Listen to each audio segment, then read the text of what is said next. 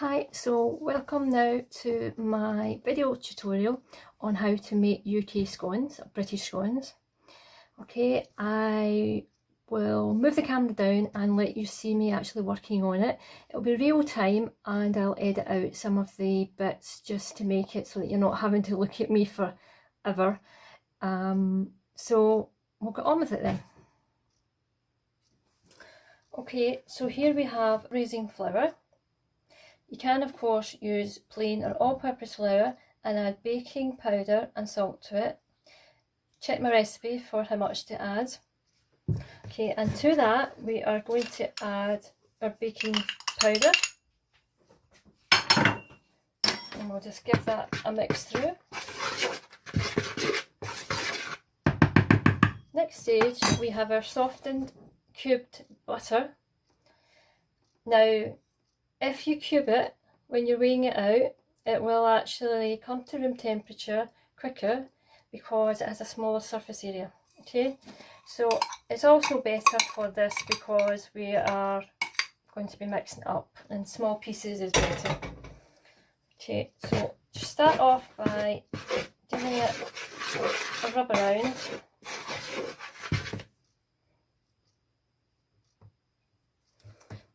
Then what you want to do is make it into resembling breadcrumbs. Now you can use your hands or you can use a pastry cutter. I will show you how to do it with your hands or your fingers. Actually, it's just your fingers you're using, your fingertips, and then I'll move on to the pastry cutter because my fingers get really sore with it. So hands into the bowl, hands in. You've got flour and butter between your fingers, your fingertips. There's your thumb and the tips of your fingers.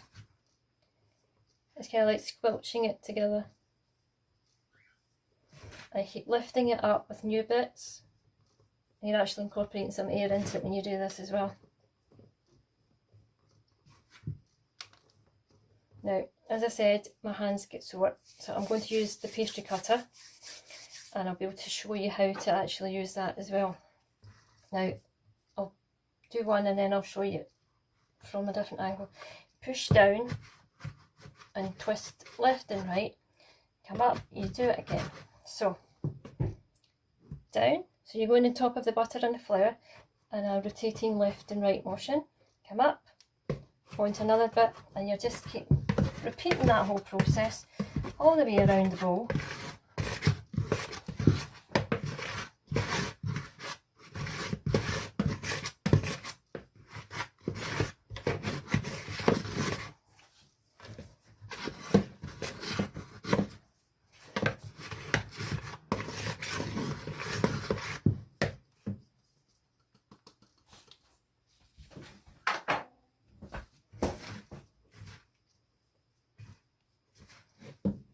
Now stop using the pastry cutter. I'm having a feel of it just to make sure, and this is what it's looking like.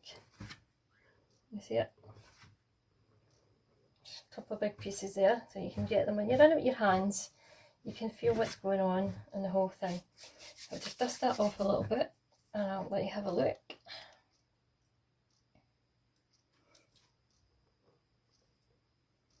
Okay, if there's some bigger lumps, just push them together. Okay, next thing, I'll just move this over here. I'm going to use baking paper, parchment paper. So I can use this area. Now, I'll fold it to that side and come back here for a second to show you some things. You need to mix in this sugar. It's caster sugar.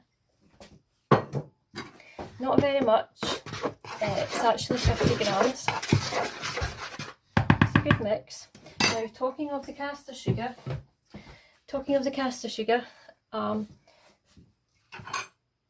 you don't want to be going too expensive buying it from Amazon.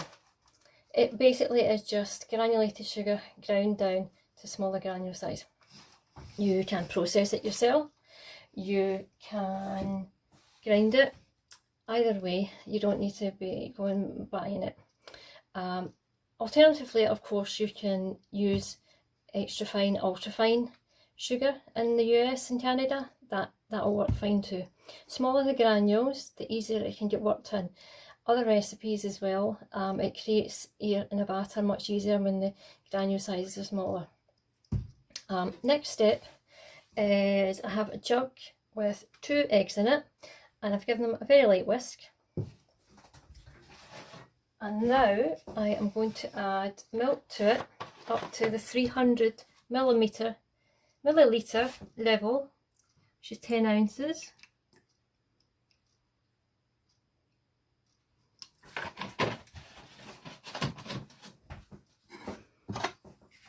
Okay, so that was 2 eggs and milk added to it up to the 300 ml level, 10 ounces. And we'll just give it another whisk.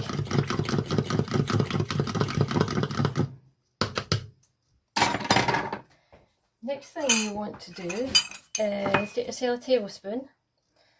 Take 2 tablespoons of the eggy milk mixture. That will be used for egg washing the top of the scones later. So we'll put that to one side. Now we'll get back to the flour.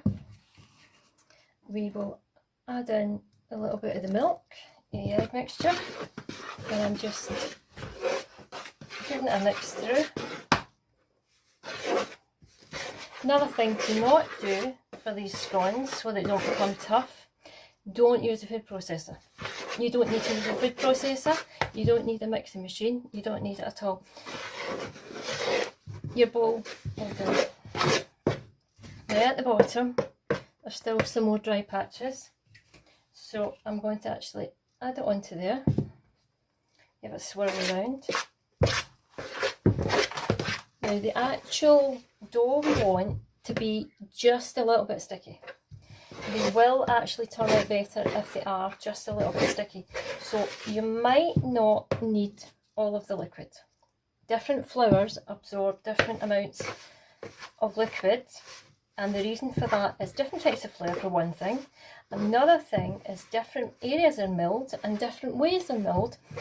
The amount that they will actually absorb and take on varies. So this is why certain recipes you cannot be exact with the amount of liquid.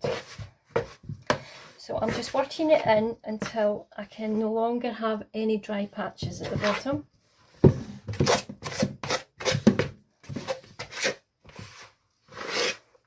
Turning it around as I go along so we can see any exposed dry patches. And I'm pushing down, because the more you push down, the more it will take on the moisture. Now what I will do now is I'll get on with the hands.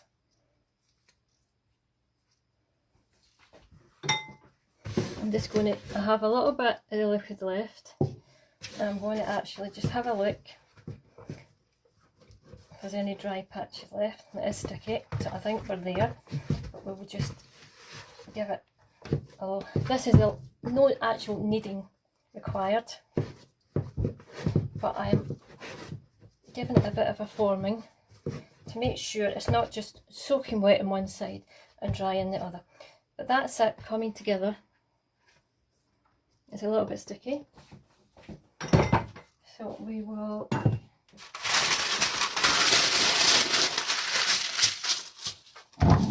get the paper out. Now, next thing to do, just plop it out, get any excess.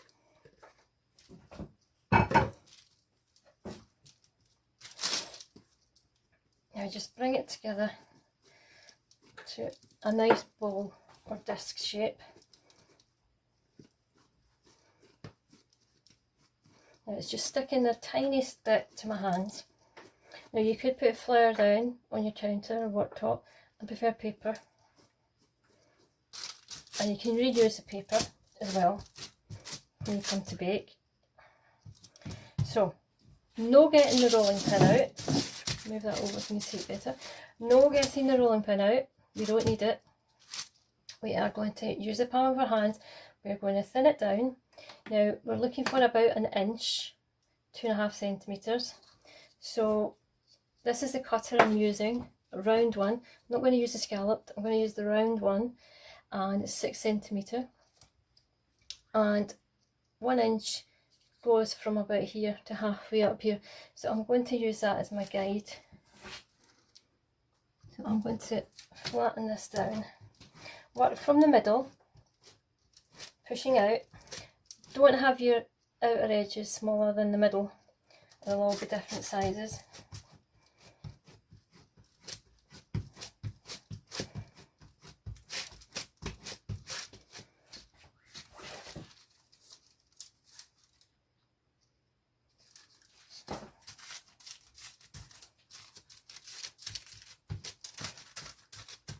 Okay, I'd say that was fine. What I have here is a dish with some flour in it. I'm just dipping it in it. And I'm going to start from the middle. Now, watch what I do here. No twisting. No twisting is very, very important. Let it come up. You don't go trying to get it out now. Do your next lot.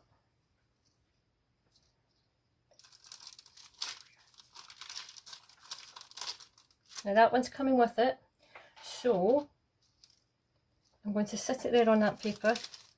And what you can do is you'll have your tray ready, but mine's are in the other room. Have your tray ready, and if it is sticking to the cutter at the time, transfer it, let it drop right onto your baking paper. The others will get at the end. If you try to get it out here just now, it's going to interfere with the structure that we're looking for. So easiest to do it this way. We'll go on with the next one. All the way down.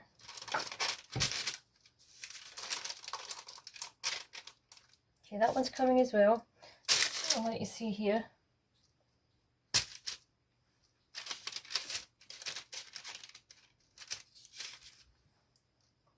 Okay, now what you want to do is pick up the excess very gently.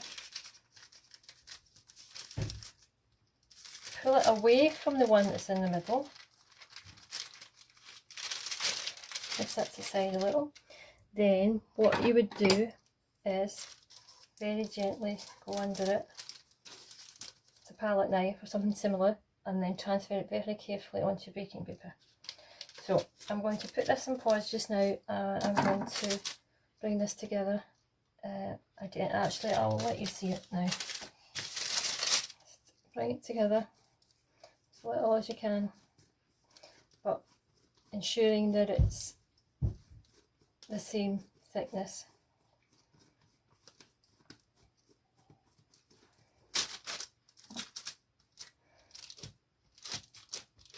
What you can do is you can put one of your other ones next to it. Let's put it that side so you can see it. You can put one next to it to make sure you're getting the right height.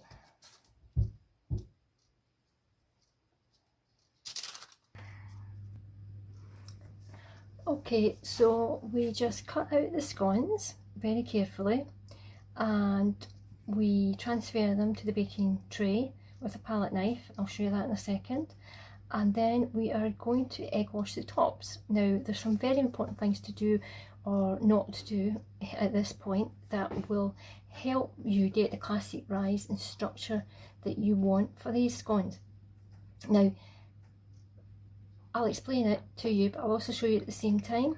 Okay, so let's go on to that now.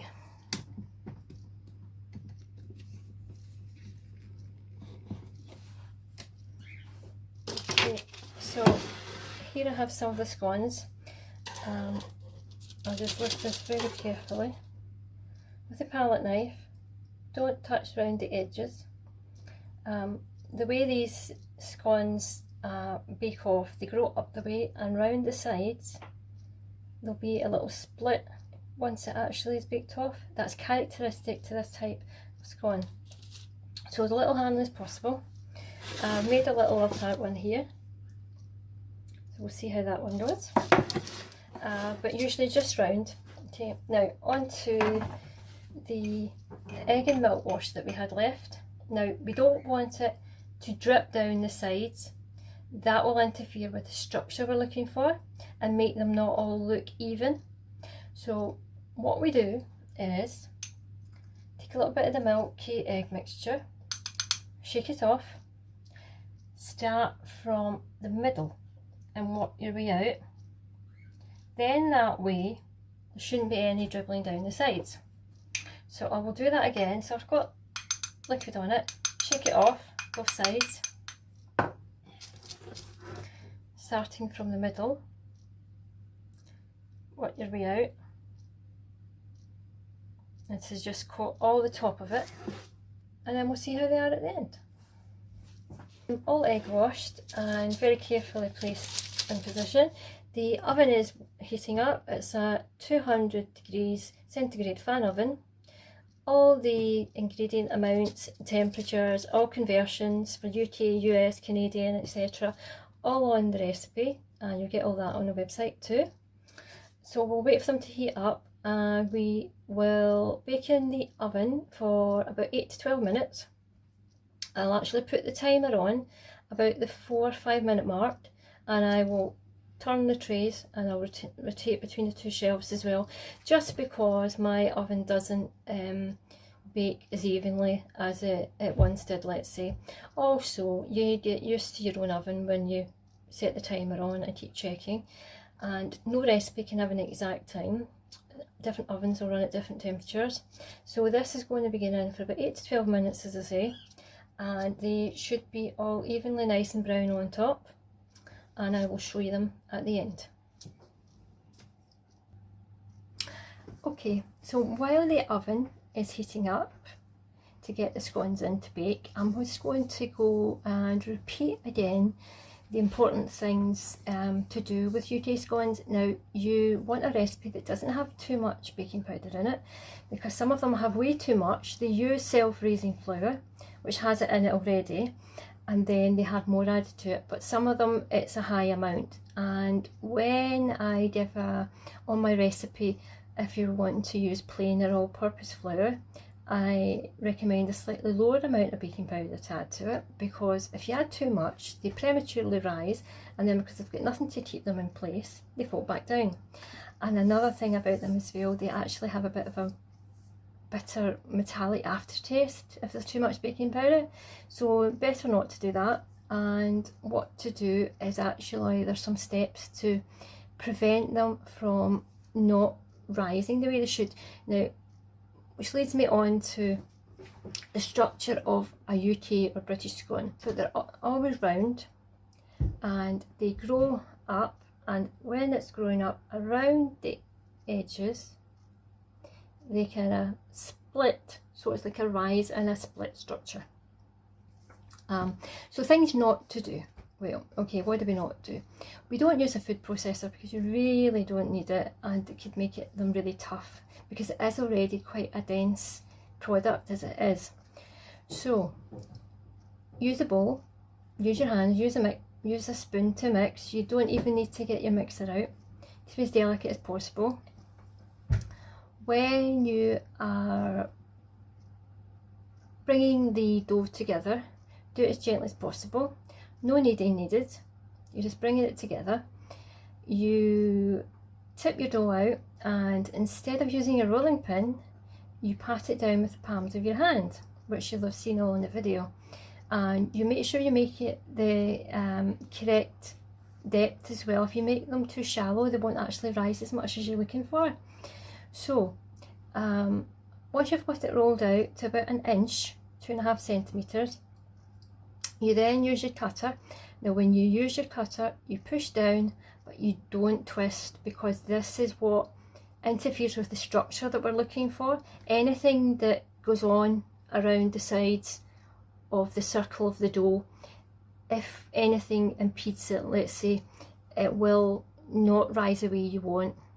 So not twisting helps with that. And then if you can't actually get your dough or your scone dough that you've cut out, if you can't get it away, you transfer it after pulling away the excess dough. You transfer it onto your prepared baking tray with a palette knife or something similar, and you don't touch the edges of it, be very gentle as possible, don't touch the top because it will squash it down. And then you come to egg washing it. The egg wash, you don't want it to run down the side of the scone dough, because this again impedes the rise and structure that you're looking for. So what do? You use a small brush for brushing it on, and you make sure there's only a little bit on at the time. Tap it off onto your dish, and then you start from the centre and work your way out, brushing very small amounts. That reduces the likelihood of it splashing or dripping down the sides. And that's about it for the don'ts. And now you're basically you're baking them off, and when they are baked off, they'll be nice and golden. You cut them in half, and you can put jam, you can put cream, you can put both, you can put butter, these kind of things on it. That's the classics for it. It's the fillings. You can add things to them later, but you've got to be very careful about how much things you add to them. For example, if you want to add fruit or chocolate chips, you don't want to add too much, because that extra weight will impede the rise again, and they won't come out the way you want them to. On my recipe, I did try one with chocolate chips, and on there I've said about the most amount of weight you want to add to it for it not to interfere with the structure. So the scones will be going in the oven very shortly, and we will see what they're like when they come out. Okay, so mine's baked for about 10 minutes. I turned them in between time. I waited till the tops were nice and brown, and also the bottoms as well. That's how you know that they're ready. So they're just now sitting on the baking tray cooling down. I'll show you them.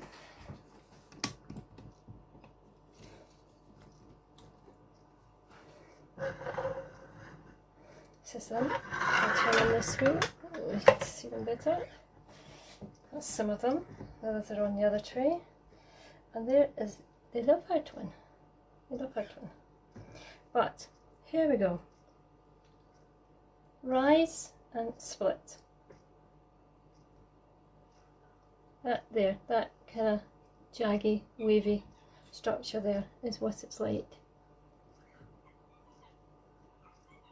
That's what you're looking for, and that is where you can break it apart, but it's still too hot just now. Okay, so I'm going to try here, if you watch. That's them splitting apart. That's exactly where it should split, where it had that rise and split. Have a cheeky taste. That's what it's like inside. You see that? Okay, so here's some I prepared earlier with raspberry jam and some cream, and it's beginning to melt because we really need to get on and get eating them. But they're very pretty. Okay, so thank you very much for watching this video. I hope you find it of benefit, and you have a try yourself. Any questions, any problems, or if you like it the recipe that much, you want to give me some feedback, you can do so on the website, on the contact page, or indeed if you'd like to join the Facebook group called Easy Online Baking Lessons. So in the meantime, happy baking,